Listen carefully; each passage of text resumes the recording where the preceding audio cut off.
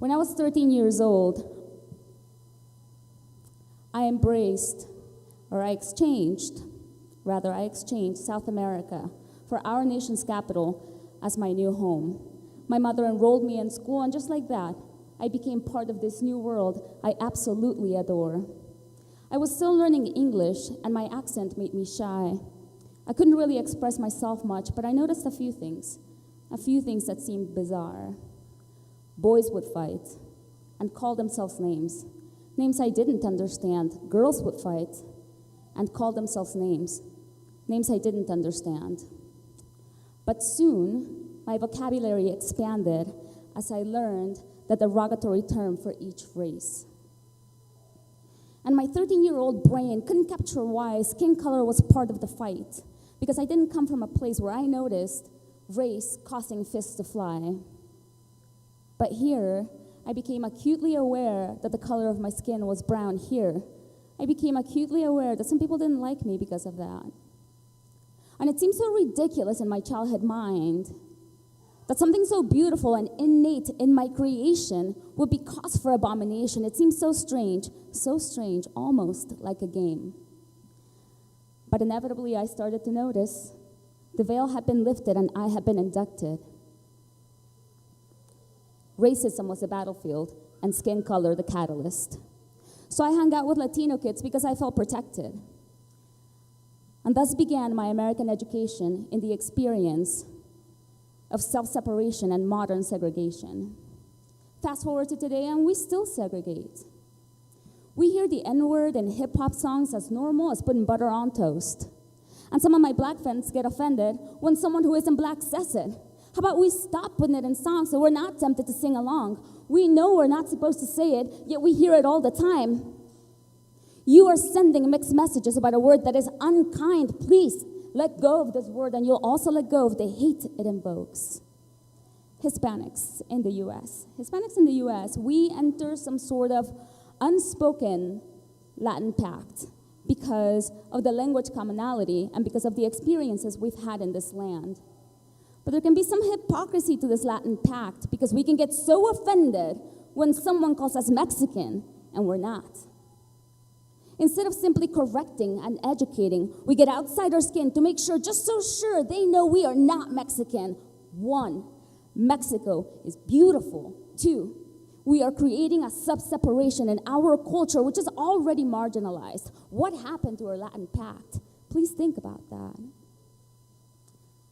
I often wonder about our white European ancestors. You know, the ones who came on a boat, crossing the sea to Ellis Island, seeking the light of Lady Liberty, trying to experience freedom just like the rest of us. I often wonder what they would say about the treatment of immigrants today when they were immigrants themselves.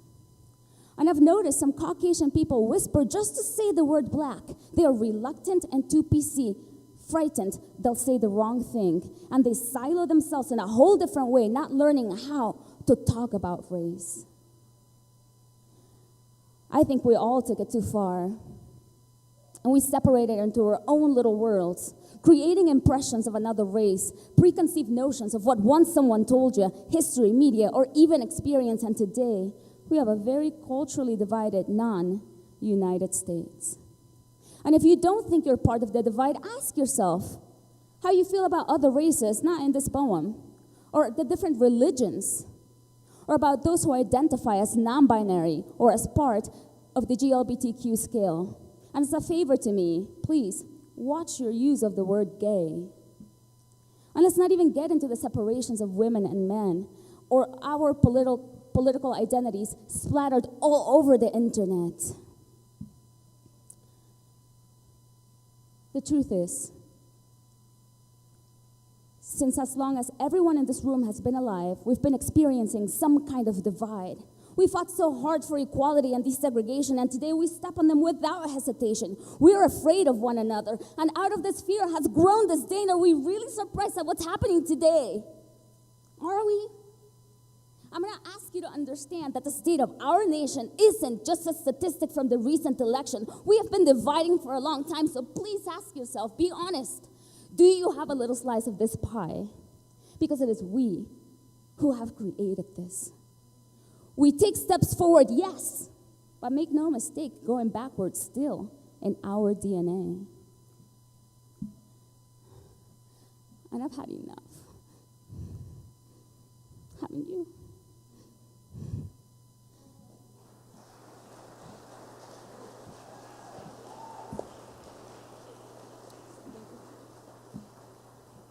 I think it's time to reunite and create something new. Come out of your cocoon and research what social media says. Prove it for yourself and don't sensationalize just because you can. Can't we keep our First Amendment intact and respect our beautiful differences and preferences as well? Why are we letting fear prevail when it can get the best of us? I'm not saying not to hang out with your own, but let's not disconnect to the point of exclusion anymore. Unite. We all bleed the same. Can we look at that first? Sorry. If we let compassion take hold instead, we will find the true essence of ourselves because deeply we are one human race. Look into my eyes and see my soul and realize that in that place you and I are the same. The same. Can you see me as your soul friend instead of as someone you should hate? And if you've ever been offended in any way, you have nothing to prove by attacking back. Be calm and show the elegance and the intelligence of our human mind.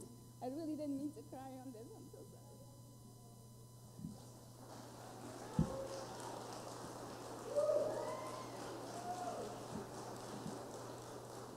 Just a little longer. You've heard this before, but don't just let it roll off now. Help me. Help raise the consciousness of this world by keeping each other in mind and not allowing resentment to settle in your heart. Be kind to those you don't know, and don't be so afraid of the unknown. Don't use words that hurt us anymore, and be willing to relearn what you think you know.